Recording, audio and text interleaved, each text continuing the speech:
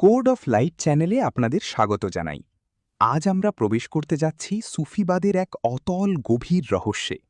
আমাদের আজকের আলোচনার বিষয়, যে চোখে মুর্শিদ চেনা যায়। আমরা অনেকেই বাহ্যিক চোখ দিয়ে দুনিয়া দেখি, কিন্তু স্রষ্টা বা তার প্রেরিত আধ্যাত্মিক গুরুকে চিনতে হলে প্রয়োজন এক ভিন্ন ধরনের দৃষ্টির। এই ভিডিওটি মূলত সৈয়দ মামুন চিশতির রূপকধর্মী সুফি দর্শনের একটি দৃশ্যমান পাঠ। সুফিবাদে প্রেম ও ভক্তিকে সর্বোচ্চ স্থান দেওয়া হয়েছে।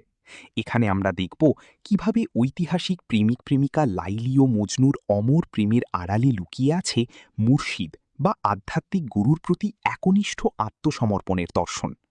চোখ শুধু বস্তু দেখে, কিন্তু হৃদয় যখন প্রেমের আলোয় আলোকিত হয়, তখনই কেবল পরম সত্যের রূপ উন্মোচিত হয়।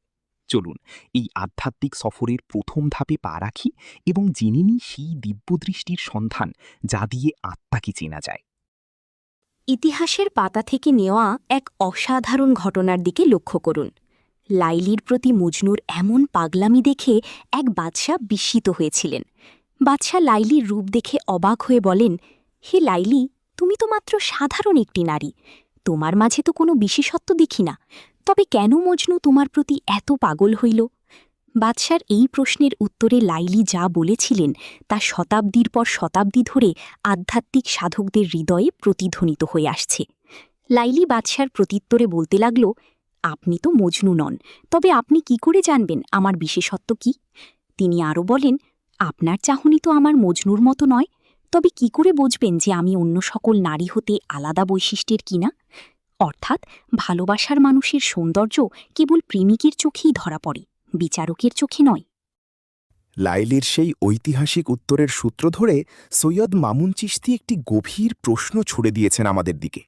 তিনি বলেছেন, তো বন্ধুগণ, তোমরা তো মজনু নও, তবে তোমরা কি করে মুর্শিদের রূপ দর্শন করবে? এটি কেবল একটি সাধারণ উক্তি নয়, এটি সৈয়দ মামুন চিশতির একটি গভীর আধ্যাত্মিক উপমা, যেখানে প্রেম, উপলব্ধি ও মুর্শিদের বা আধ্যাত্মিক গুরুর মাহাত্ম্যকে তুলে ধরা হয়েছে। এখানে তিনি শ্রোতা বা পাঠকদের উদ্দেশ্যে বলছেন, যেহেতু তোমরা সেই মজনুর মতো প্রেমিক নও, তোমাদের হৃদয়ে সেই গভীরতা, সেই অনুরাগ নেই, তোমরা কিভাবে বুঝবে মুর্শিদের প্রকৃত রূপ? কেবল বাইরের চোখে দেখে তা বোঝা যাও না, প্রয়োজন হৃদয়ের চোখ, প্রেমের দৃষ্টি। এই রূপকধর্মী বয়ান আমাদের শেখায় যে স্রষ্টা বা মুর্শিদকে বুঝতে হলে আগে নিজেকে মজনুর মতো প্রেমে বিলীন করতে হয়। প্রেম ছাড়া আধ্যাত্মিকতার দরজা কখনোই খোলে না। এবার আসুন এই আধ্যাত্মিক দর্শনটির মনস্তাত্ত্বিক ও রূপক কাঠামোটি একটু গভীরভাবে বিশ্লেষণ করি। একে বলা যায় ত্রিমুখী আর্কিটাইপ নোড। এখানে তিনটি প্রধান চরিত্র, তিনটি ভিন্ন সত্তার প্রতীক। প্রথমত লাইলি, যিনি এখানে মুর্শিদ বা ঈশ্বরীয় রূপের প্রতীক। দ্বিতীয়ত বাদশাহ, যিনি বাহ্যিক বিচার এবং জাগতিক মাপকাঠির প্রতীক। এবং তৃতীয়ত মজনু, যিনি আত্মবিস্মৃত প্রেমিক এবং একনিষ্ঠ সমর্পণের প্রতীক। বাদশাহ তার বাহ্যিক অহংকার ও জাগতিক দৃষ্টির কারণে লাইলির রূপ দর্শনে ব্যর্থ হন। অন্যদিকে মজনু তার একনিষ্ঠ প্রেম ও সমর্পণের মাধ্যমে সেই ঈশ্বরীয় রূপের সন্ধান পান। এই ত্রিমুখী সম্পর্ক আমাদের দেখিয়ে দেয় যে বুদ্ধি ও বাহ্যিক বিচার দিয়ে আধ্যাত্মিকতার পথে হাঁটা যায় না, এর জন্য প্রয়োজন অহংকারহীন বিশুদ্ধ প্রেম। আমাদের দেখার চোখ মূলত দুই প্রকারের। একটি হলো আমাদের সাধারণ বা বাহ্যিক দৃষ্টি, এবং অপরটি হলো অন্তর্দৃষ্টি। বাহ্যিক দৃষ্টি কেবল বস্তুর সাধারণ ও বাহ্যিক রূপ দেখতে পায়। যেমন একটি সাধারণ পাথর বা হীরার টুকরো বাহ্যিক চোখে কেবলই জড়বস্তু। কিন্তু অন্তর্দৃষ্টি হলো সেই চোখ যা প্রেমের আলোয় প্রকৃত মাহাত্ম্য ও ঈশ্বরীয় সৌন্দর্য উন্মোচন করে। যে ব্যক্তি আধ্যাত্মিক প্রেমে ডুবে নেই, যার চোখে এই অন্তর্দৃষ্টি নেই, সে কখনো মুর্শিদের প্রকৃত মাহাত্ম্য বা ঈশ্বরীয় রূপ উপলব্ধি করতে পারে না। সাধারণ মানুষ যেমন লাইলির রূপে বিশেষ কিছু দেখতে পায় না, ঠিক তেমনি যারা অন্তর্দৃষ্টিহীন, তারা আধ্যাত্মিক গুরুর ভেতরের অসীম ঐশী আলোকে চিনতে ব্যর্থ হয়। তাই সাধনার মূল লক্ষ্যই হল বাহ্যিক দৃষ্টির মোহ থেকে বেরিয়ে অন্তর্দৃষ্টিকে জাগ্রত করা। এই দর্শনে বাদশাহ এবং মজনুর মধ্যকার পার্থক্যটি অত্যন্ত সুনির্দিষ্ট। বাদশাহ হলেন বাহ্যিক দৃষ্টির অধিকারী, আর মজনু হলেন অন্তর্দৃষ্টির অধিকারী। বাদশাহর ভূমিকা হল একজন বিচারকের, যিনি যুক্তি দিয়ে সব মাপতে চান। অন্যদিকে মজনু হলেন একজন প্রেমিক, যার কাছে যুক্তির কোনো স্থান নেই।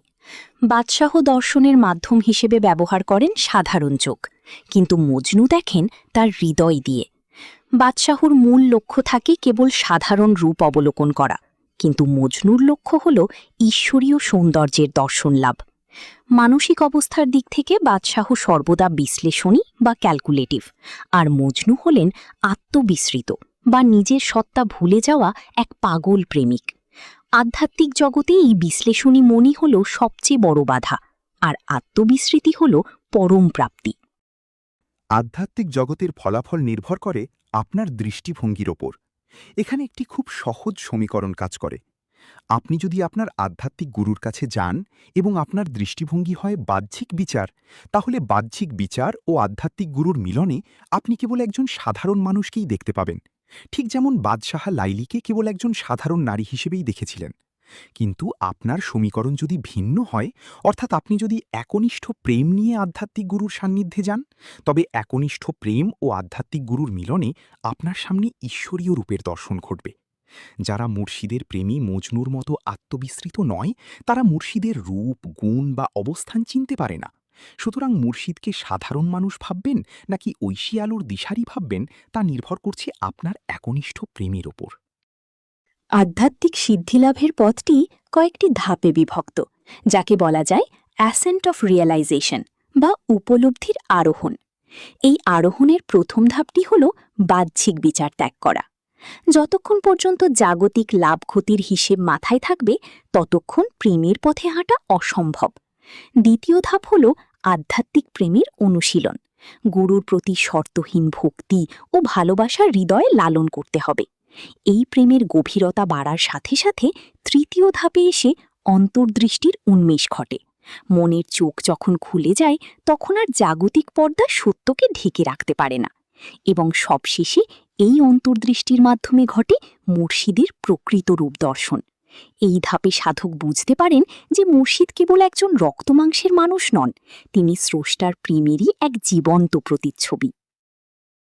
লাইলি ও মজনুর এই রূপক কাহিনী এবং সৈয়দ মামুন চিশতির দর্শন থেকে আমরা এই চূড়ান্ত উপসংহারে পৌঁছাতে পারি যে আধ্যাত্মিক রূপ ও গুরুতত্ত্ব বোঝার জন্য বাহ্যিক বিচার মোটেও যথেষ্ট নয়। সত্যের সৌন্দর্য কেবল প্রেমের দৃষ্টিতেই ধরা দেয়।